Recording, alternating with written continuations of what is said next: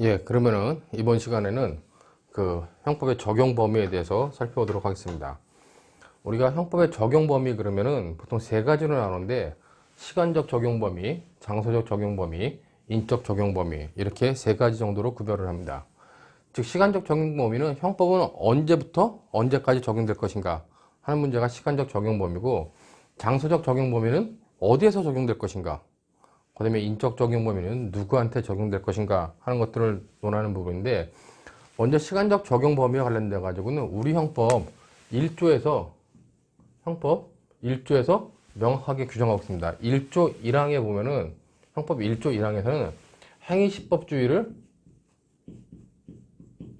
행위시법주의를 원칙으로 삼고 있어요. 즉 1조 1항에 보면 범죄의 성립과 처벌은 행위시의 법률에 의한다 그랬습니다.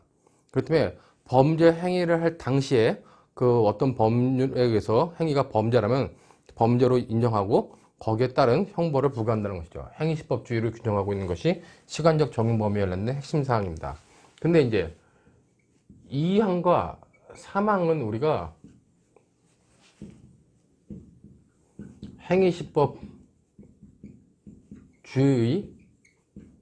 예외라고 하는데, 즉 1조 1항은 범죄의 성립과 처벌은 행위시의 법률에 의한다 그랬지만 1조 2항과 3항은 행위시 법률이 아닌 재판할 당시라든가 다른 때 법률을 적용할 수 있게끔 규정해 놓은 게 있어요. 그것을 우리가 1조 2항과 3항에서 규정해 놨는데, 먼저 1조 2항은 범죄 후에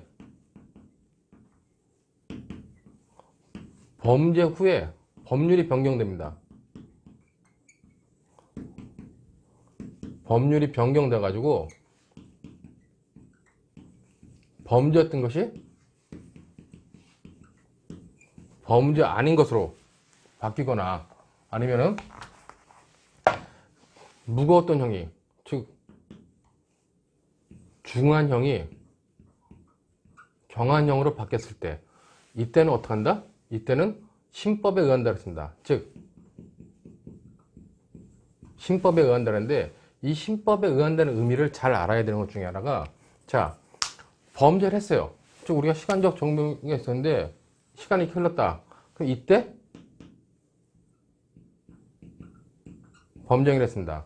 여기에 적용되는 법률은 A라는 법률이에요. 만약에 A라는 법률인데, 이 법률이 이때 폐지되고 이때부터는 B라는 법률이 적용되고 있습니다. 근데 재판을 이때 했어요. 재판을 이때 한다고 봤을 때, 자, 범죄를 하고 나서 법률의 변경이 있었습니다. 즉 법률의 변경이란 A라는 법률이 B라는 법률을 바뀌었죠. 이 법률의 변경이 있어서 이 당시에는 이것이 범죄였는데 이 재판할 당시에는 범죄가 아닌 것으로 됐을 때, 이때는 어떻게 한다?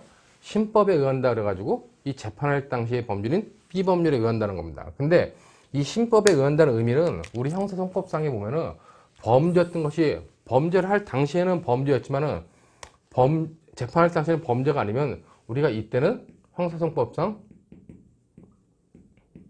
면소 판결이라는 걸 하게 되어 있습니다.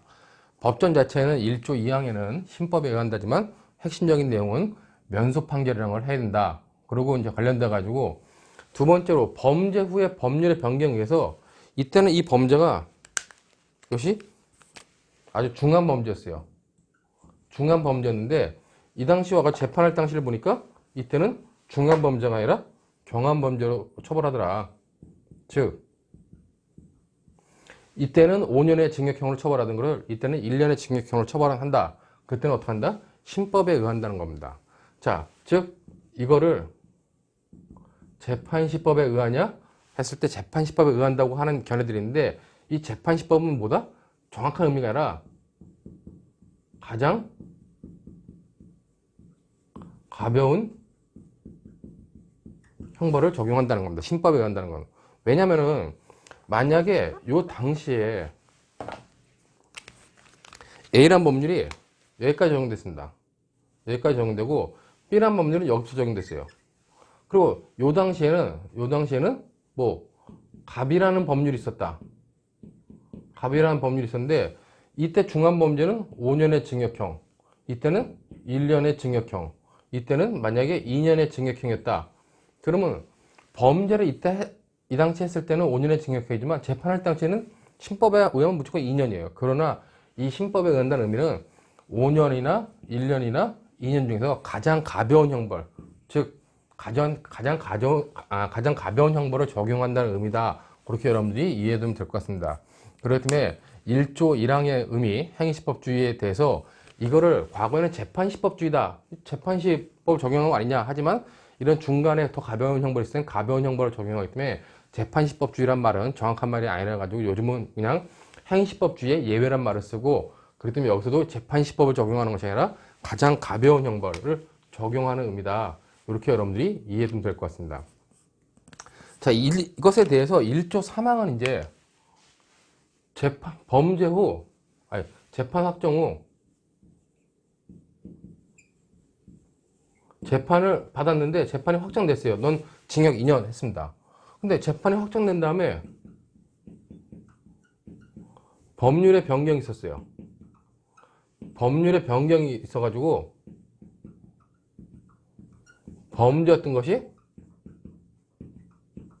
범죄 아닌 것으로 했을 때 이때 어떻게 하냐 관련돼 가지고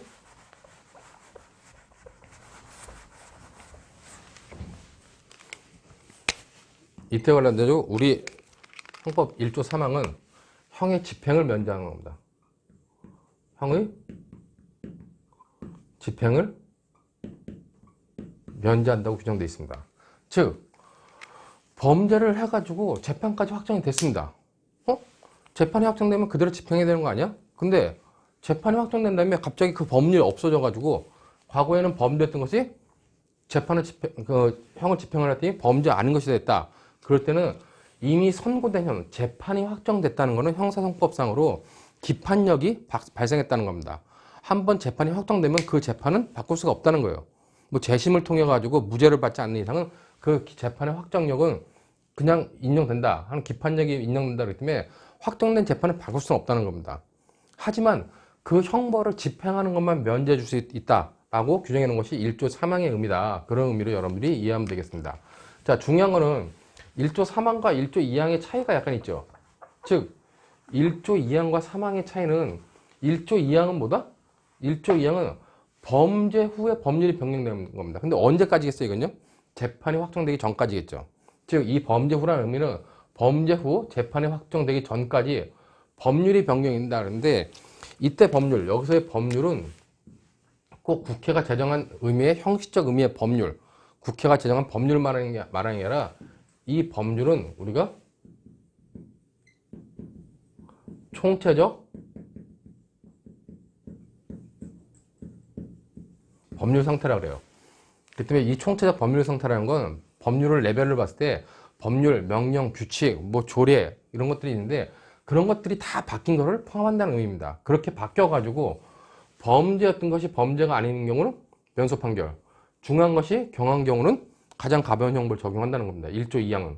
근데 1조 3항은 재판이 확정된 후 총체적 법률 상태의 변경으로 범죄였던 것이 범죄가 아니게 되면 형을 집행만을 면제한다.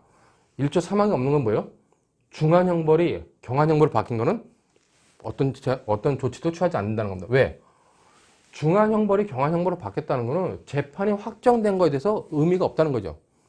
그렇기 때문에 1조 2항과 3항의 차이는 이 부분이 1조 2항에 있는데 1조 3항에는 없다는 거를 여러분들이 이해해 두시고, 각각의 행위와 관련돼 가지고 행위시법주의 2항 3항은 행위시법주의 예외, 그 다음에 이렇게 범죄 후 재판 확정 후에 각각의 의미에 대해서 면소 판결, 가장 가벼운 형벌 적용, 형의 집행을 면제한다 하는 것이 이 시간적 적용 범위와 관련된 우리 형법의 기본 내용이다. 그렇게 여러분들이 좀 이해를 해두면 될 것 같습니다.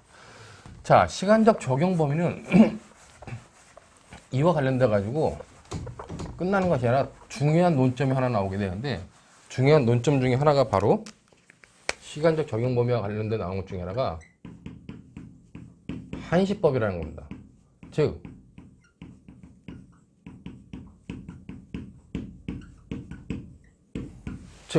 시간이 정해져 있는 법, 이걸 우리가 한시법이라고 그래요. 그러니까 우리가 일반적으로 법률은 제정돼 가지고 폐지될 때까지 쭉 적용된다고 봅니다. 근데 한시법은 몇 월 며칠 몇 시부터 몇 월 며칠 몇 시까지 적용한다. 아니면 몇 월 며칠부터 몇 월 며칠까지 적용한다. 법률의 시작과 끝이 있는 걸 우리가 한시법이라고 하는 겁니다. 자, 한시법을 예를 들면은, 자, 여기 보면 2019년 1월 1일부터 적용됩니다. 어떤 법률이 적용돼가지고 이 법률이 2019년 12월 31일까지 적용돼요. 자, 이게 A라는 법률이 있었습니다. 만약에 이 법률은 언제 적용되는 거예요? 법을 만들 때 이 법률은 2019년 1월 1일부터 2019년 12월 31일까지 1년간만 적용한다 딱 정해놓은 거. 이런 법률을 우리가 한시법이라고 하는 겁니다. 이런 한시법에 대해서 뭐 한시법의 개념을 또 이게 형식적 한시법이냐 아니면 실질적 한시법이냐 뭐 나누기도 하는데 법률 자체가 명시적으로 시작과 끝이 딱 정해져 있는 한시법이 있는 반면에 어떤 법률은 법률이 딱 제정되고 나서 이런 어떤 위중한 상태가 계속되고 있는 동안은 적용되지만 어떤 위중한 상태가 어떤 상태가 끝났을 때 그 법률은 폐지된다 하는 법률이 있습니다. 언젠가 그 법률이 폐지는 되겠죠. 이 상황이 끝나면은. 하지만 몇 월 며칠인지 몰라. 그런 걸 우리가 실질적 한시법이다. 뭐 얘기도 하고 광의 한시법이다. 이걸 협의한시법. 명확하게 시작과 끝이 있는 거를 협의한시법. 그 다음에 시작 시점은 있지만 끝난 시점이 명확하지 않은 거. 그걸 뭐 광의 한시법이라는데 그거는 뭐 한시법의 의미와 관련돼 가지고 개념적으로 여러분들이 그렇게 구별한다는 정도만 이해두고 한시법의 의미와 관련돼 가지고 이렇게 시작과 끝이 있는 법률을 한시법이라 한다는 겁니다. 자, 근데 중요한 게 뭐냐? 만약에 우리가 한시법과 관련돼 가지고 2019년 1월 1일 날 A라는 법률을 위반해요. A라는 법률을 위반하면 이거는 만약에 범죄입니다. 그래가지고 A라는 법률 위반에 대해서는 뭐 징역 1년 이하 아니면 1,000만 원 벌금 1,000만 원 이하의 벌금에 처한다는 규정이 있었습니다. 1월 1일 날 이걸 위반할까 안 위반할까요? 당연히 위반하지 않겠죠. 걸리면은 징역 1년 이하 1,000만 원 이하의 벌금에 처하게 되기 때문입니다. 제가 이제 많이 예를 드는 것이 길거리에서 흡연하면은 1년 이하의 징역 또는 1,000만 원 이하의 벌금하겠다 하면은 그 법률은 2019년 1월 1일부터 12월 31일까지 적용된다 하면 일반 국민들은 시민들은 흡연자들은 길거리에서 흡연 잘 안 할 겁니다. 1월 1일에는. 근데 점점 가면 갈수록 12월 31일 날 12월 31일 아니면 12월 달 뭐 여기가 한 12월이다. 12월에는 어떻게 할까요?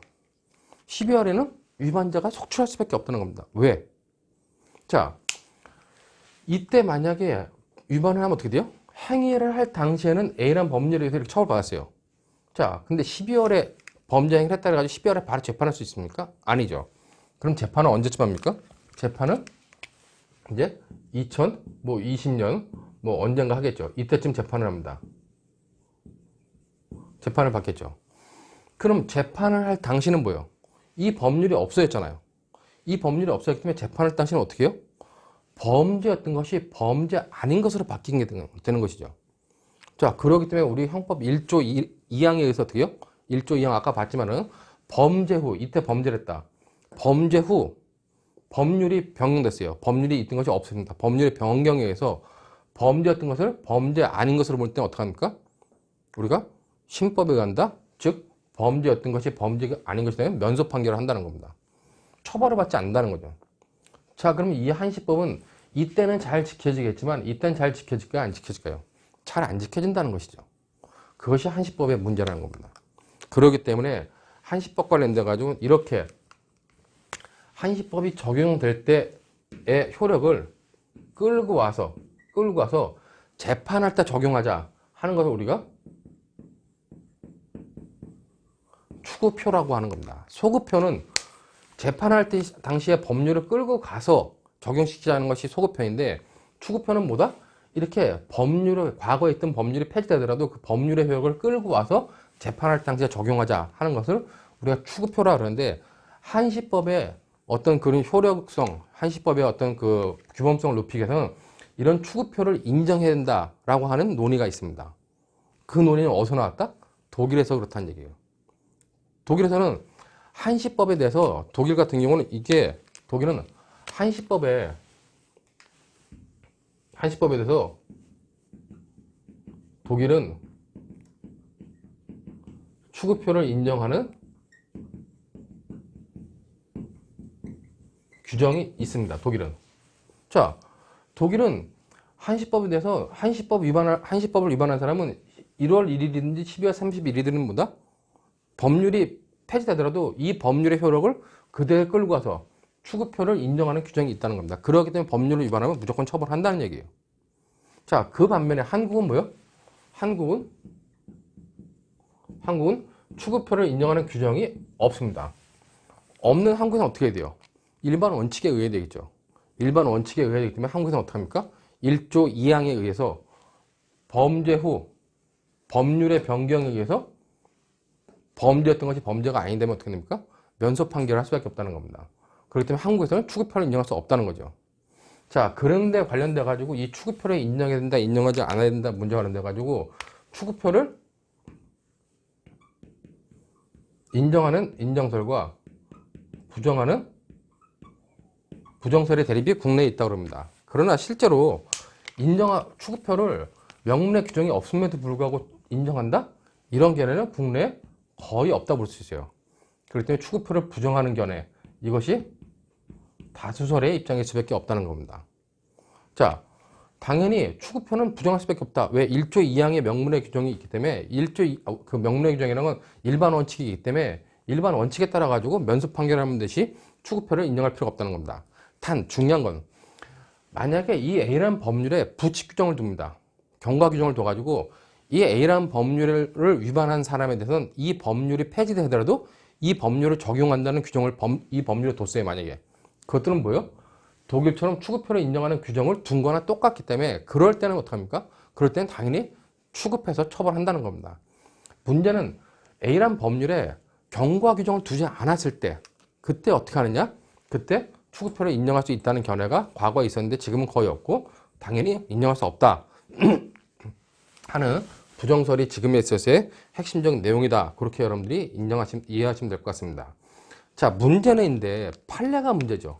판례는 추구표를 인정하느냐 부정하느냐 관련돼 가지고 우리 판례는 재밌는 학설을 취하는데 동기설이라는 걸 취합니다. 우리 판례가 취하고 있는 동기설은 좀 재밌다기보다는 어이없는 견해인데 동기설은 뭐냐? 동기설은 이렇게 A라는 법률이 폐지됐어요. 법률이 폐지되거나 법률이 변경됐습니다. 변경된 이유를 따져가지고 동기설에 의할 때는 변경된 이유가 법적 견해의 변경이다. 와 단순한 사실관계의 변경인격으로 나눠가지고 법적 견해의 변경인 경우 어떻게 한다? 이때는 추구표 부정하는 겁니다. 즉 처벌하지 않는다는 거죠. 그러나 단순히 사실관계 변경이다. 그럴 때는 추구표 인정을 해가지고 처벌을 하겠다는 겁니다. 이게 우리나라 판례가 취하고 있는 동기설의 입장입니다. 자, 그러면 어느 때 법적 견해의 변경이고 어느 때 사실관계의 변경이냐? 이거는 판례가 제시해 줄 수밖에 없어요. 근데 우리 판례가 취하고 있는 법적 견해의 변경, 사실관계의 변경 중에서 우리 판례는 대부분 다 사실관계의 변경이라고 판단해가지고 추구표를 인정해서 처벌을 합니다. 그러나 몇 가지 경우에 있어서는 법적 견해의 변경이라 가지고 추구표를 부정하고 처벌을 하지 않아요. 자, 그러면 이것이 굉장히 많고 이것은 굉장히 적습니다. 만약에 시험을 대비한다 그러면 법적 견해의 변경으로 본 판례들을 여러분들이 체크하면 되겠죠. 과거에 제가 한 30년 전에 대학 1학년 때 공부할 때는 법적 견해의 변경으로 나온 판례가 5가지밖에 없었습니다. 그렇기 때문에 그때는 5가지 판례를 외우면 됐어요.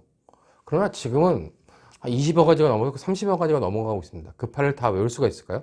외우면 잊어먹죠.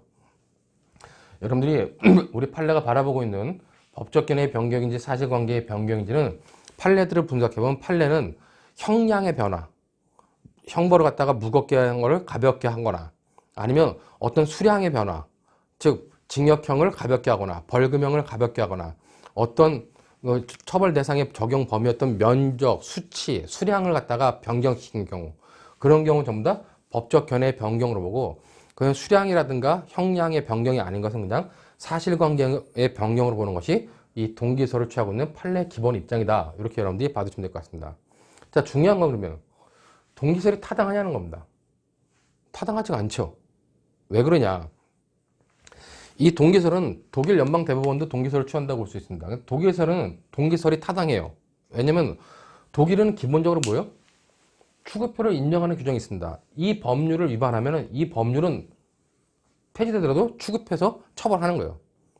그렇기 때문에 한시법을 위반한 사람이 있다. 한시법을 위반한 사람이 있으면 위반한 사람이 100명이면 100명이 다 처벌받는 겁니다. 원칙적으로는. 근데 독일 연방대법원 판례는 이 100명 중에서 법률이 폐지된 이유가 법적 견해의 변경인 경우는 뭐다? 이때는 처벌하지 말자는 겁니다. 단순한 사실관계의 변경인 경우는 처벌하자는 거예요. 그러니까 독일 연방대법원의 입장은 100명이 다 추구표가 인정되고 처벌받는 사람들 중에서 처벌 범위를 좁히는 거죠. 그렇기 때문에 타당하다는 겁니다. 근데 우리는 추구표를 인정하는 명령 규정이 없어요. 그렇다면 우리는 어떻게 됩니까? 1조 2항에 의해서 100명이 위반했더라도 100명을 처벌하지 않는 겁니다. 근데 우리 대법원은 어떻게 해요? 100명, 독일은 100명이 처벌되는 범위 내에서 처벌 범위 좁히는 반면에 우리는 100명이 위반했을 때 100명 원래 처벌되지 않아요. 근데 동기설이라고 하는 판례에 의해서 법적 견해의 변경의 경우만 처벌하지 않고 나머지는 처벌하겠다 하는 것이 우리 판례 입장이기 때문에 우리 판례가 취하고 있는 동기설은 뭐 독일 연방 대법원의 이론을 가지고 들어왔는지 모르겠지만은 그 독일과 달리 우리 형법상으로는 굉장히 불합리한 규정이다. 그리고 판례가 법적 견해의 변경인지 사실관계의 변경인지를 제대로 구별해주고 있는 기준도 없다라고 판단하기 때문에 동기설이 비판받고 있는 거다. 그렇게 여러분들이 이해해두고 있으면 될 것 같습니다.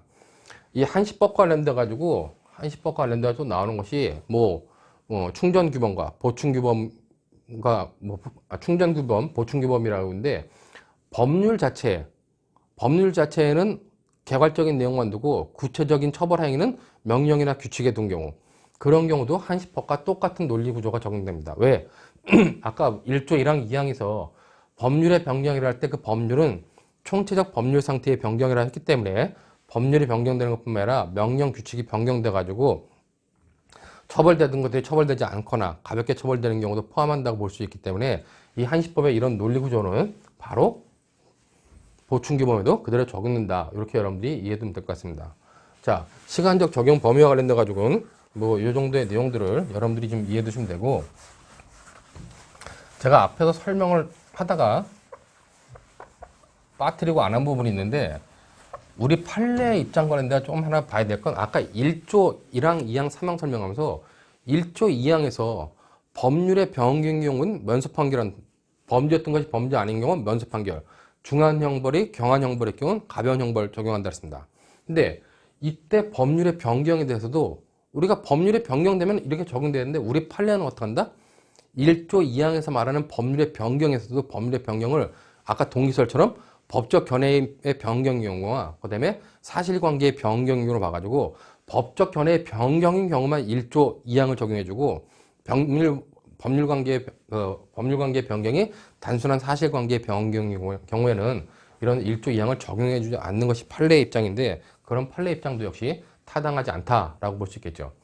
시간적 적용 범위와 관련돼 가지고 여러분들이 그 정도의 내용들을 좀 정리하시면 될 것 같습니다. 자, 다음으로 이제 장소적 적용 범위가 나오는데, 장소적 적용 범위와 관련돼 가지고는 우리가 몇 가지 입법주의가 있습니다. 즉 속지주의, 속인주의, 그 다음에 보호주의, 세계주의라고 하는 4가지 정도의 입법주의가 있는데, 속지주의는 뭐냐? 우리나라 땅에서 저지른 범죄란 사람에 대해서는 무조건 우리나라 형법을 적용하겠다. 이게 속지주의입니다. 속인주의는 뭐다? 우리나라 사람이라면 전 세계 어디 가 있든 우리나라 형법을 적용하겠다. 이게 속인주의예요.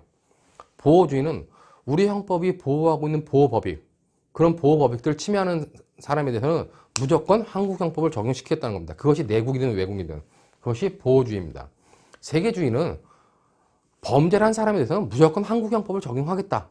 그 사람이 외국인이든 상관없다 하는 것이 세계주의다 하는 입장으로 여러분들 이해하면 되고, 이렇게 입법주의와 관련돼 가지고 우리가 속지주의, 속인주의, 보호주의, 세계주의라고 하는 네 가지 입법주의가 있는데 우리 형법의 태도는 어떡하냐? 이거 관련돼 가지고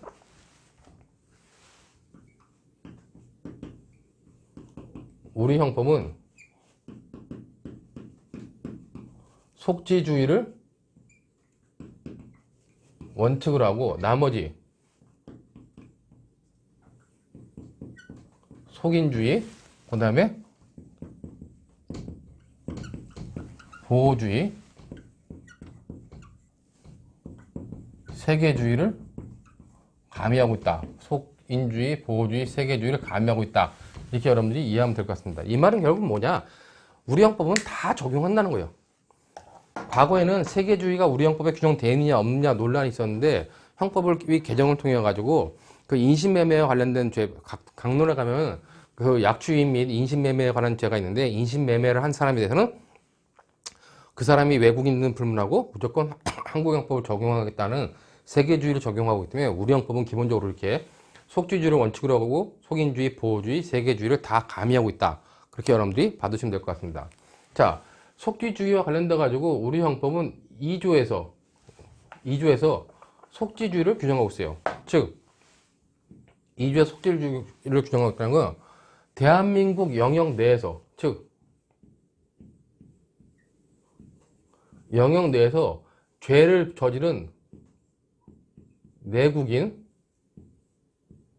외국인한테 대한민국 형법을 적용한다 그래가지고 대한민국 영역 내에서 죄를 저지른 사람이라면 내국인이든 외국인이든 무조건 우리 형법을 적용하겠다. 그래가지고 속지주의를 규정하고 있습니다. 자, 그 다음에 이제 3조에서는 대한민국 영역 외에서, 영역 내가 아니라 영역 외에서 죄를 저지른 내국인한테 한국 형법을 적용하겠다.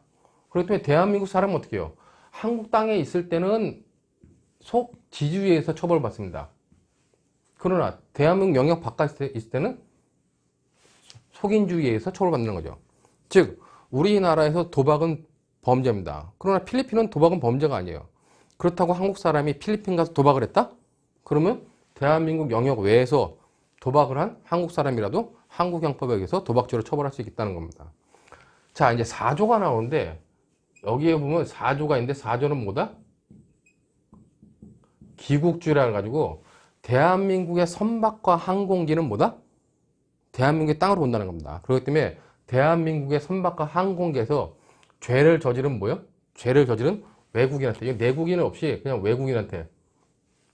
기국주의는 대한민국 선박, 영역 내라 그러지만 영역 내가 정확히는 선박과, 대한민국의 선박과 항공기겠죠. 대한민국의 선박과 항공기에서 한국 깃발을 단 배와 비행기 안에서 외국인이 범죄 저지르면 어떡한다? 한국 형법 적용하겠다는 겁니다. 그럼 이거는 없을까요? 왜? 내국인은? 내국인은 대한민국 영역 내에 있으면 2조에 의해 처벌되고 대한민국 영역 바깥에 있으면 3조에 의해 처벌받는 거죠. 그렇기 때문에 굳이 내국인은 구별할 필요 없기 때문에 여기에 규정 없고 외국인에서 규정을 한다는 겁니다. 그렇기 때문에 형법 2조 속지주의, 3조 속인주의, 4조 기국주의로 규정되어 있다. 기국주의는 속지주의의 확장이다. 이렇게 여러분들이 보면 될 것 같아요. 자, 보호주의가 있는데 보호주의는 5조의 보호주의와 6조의 보호주의가 있어요.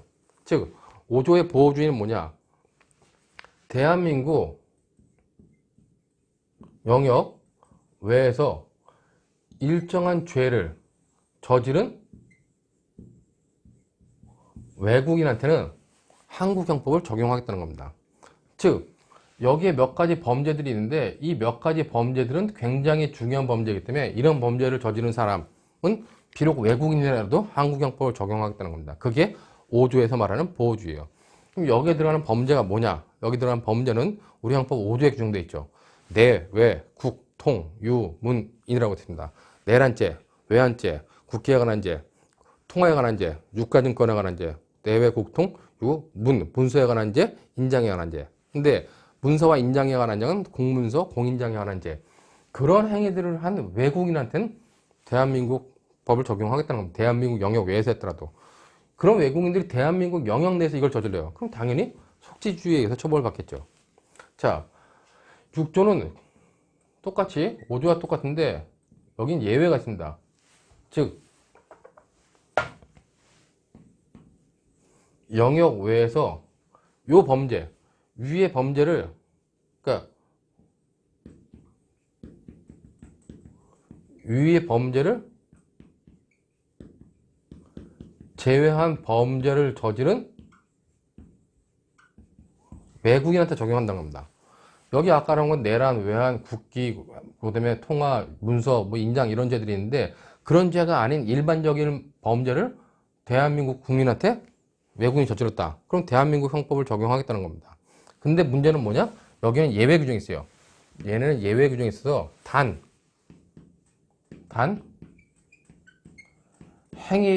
행위지에서 범죄가 아닌 거. 외국인이 한 범죄인데 그 행위지에서는 범죄가 아닐 때는 뭐요? 그때는 우리 형법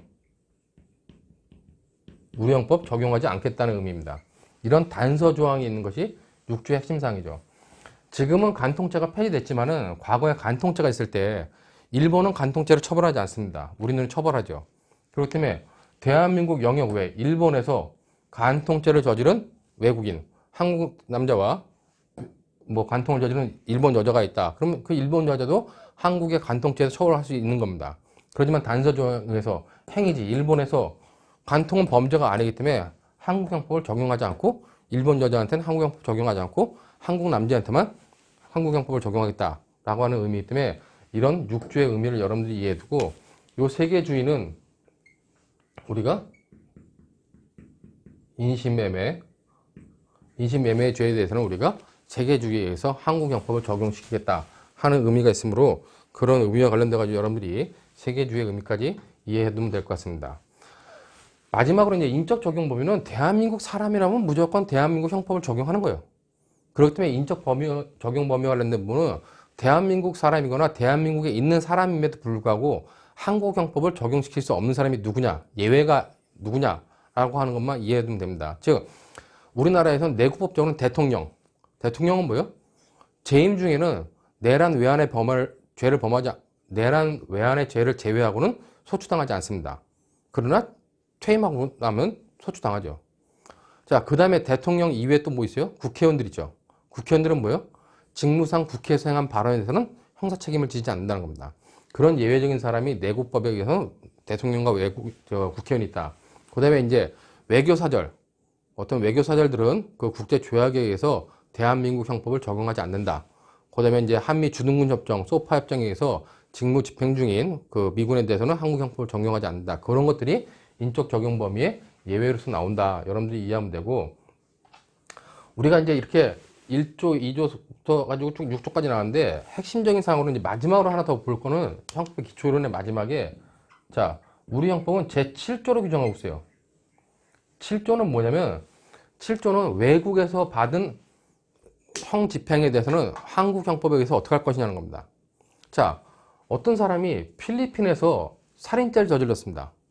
자, 필리핀에서 살인죄를 저질렀으면은, 자, 필리핀의 속지주의에 의해서 어떻게 해요? 필리핀 형법에 의해서 살인죄를 처벌받을 겁니다.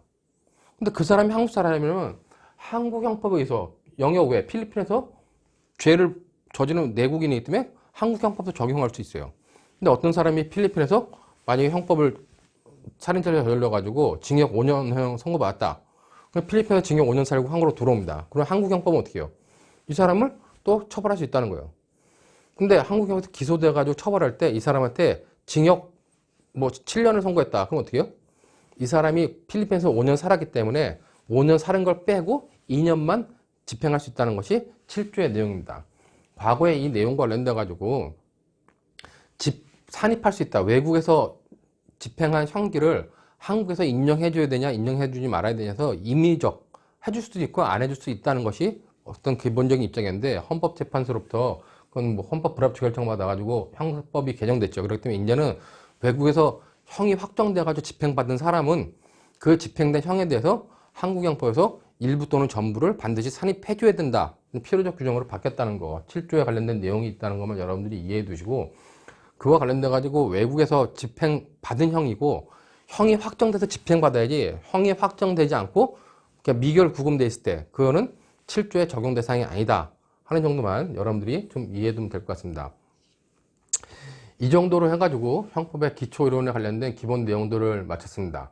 자, 앞으로 형법을 공부하는데 우리는 주로 이제 범죄론을 공부할 것이기 때문에 형법의 기초이론은 따로 이제 더 공부하지 않기 때문에 이 정도의 내용들을 여러분들이 좀 학습하고 각자 가지고 있는 교재로서 기초이론의 나머지 부분들, 뭐 관련 판례들을 여러분들이 좀 보충하길 바라겠습니다.